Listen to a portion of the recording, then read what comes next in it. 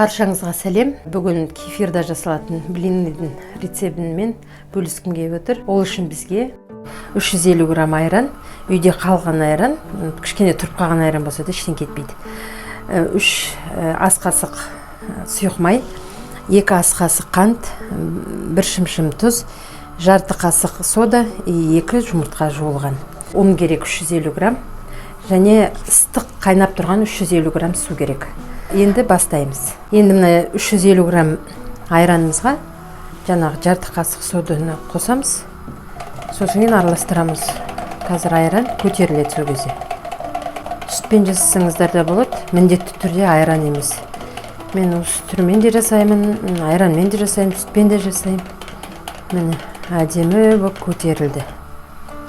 Ал енді осы көтерілген айранымызды үлкенірек чашкаға құямыз. Үлкенірек чашкаға құйдық. Енді мөлшермен 1 шымшым көп емес тұз саламыз. Жаңағы 2 қасық қантымызды саламыз. 3 қасық жаңағы сұйық майымызды құямыз. Және 2 жұмыртқамызды осыған жарып саламыз.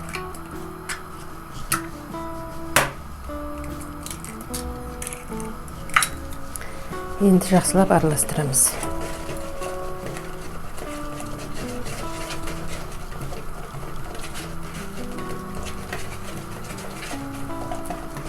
Енді осыған жаңағы 250 грамм ұнымызды илеуіштен өткізіп саламыз.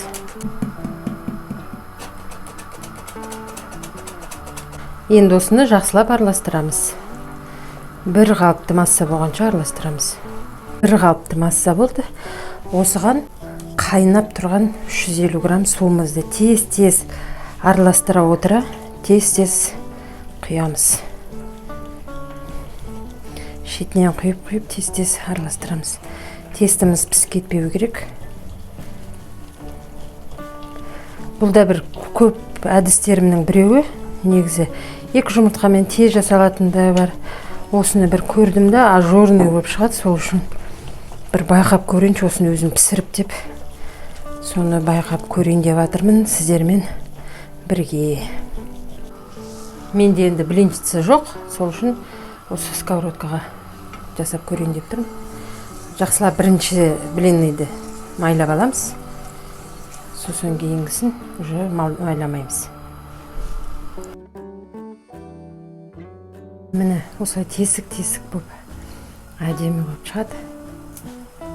Енді ақырын шет-шеттерінен бастап көтеріп,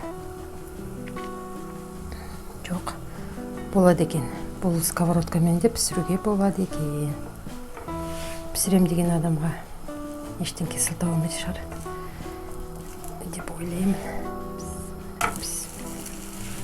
Міне өсіп барлық смесіміз бәрі пісіп болғанша өстіп кезек пісіреміз. Міне қараңыздар, сондай былпылдаған күшті болып шықты. Кефирдің дәмі даже сезілмейді. Жаңағы блинныйды құр өзін жасамай, енді сметанамен, вареньемен жейміз ғой. Арасына фарш салғым келіп тұр. Сол үшін қазір көрсетіп жүрейін андай. 200-300 грамм фарш и бір дана пиязды кубиктап турап, қазір осыны сковородкаға қуырып, блиннің ортасына орап жібереміз. Сол кезде блинчики, фаршированный блинчики болады. Өте дәмді болады и жақсы желінеді. Ана блиннейді де сметанамен жеуге болады. Мен көп пісіргеннен кейін ойлап тұрмын, жартысына осылай фаршированный алып жасайын деп. Жаңағы фаршым кішкене майлы болған соң, мен кішкене сұйық май қосып жіберем. Тоңмайға жаңағы өзімнің кулинарный жырыма қорайын десем, оған менің фаршым майлы, ол кулинарный жырмен келмей қалады. Сол үшін мен бисмиллах деп міне фаршымызды саламыз. Бірден пиязымызды салып жібереміз. Екеуі қазір бірге қуырылып, бірге пісіп шығады. Тез бір 10 минутта болып жатыр.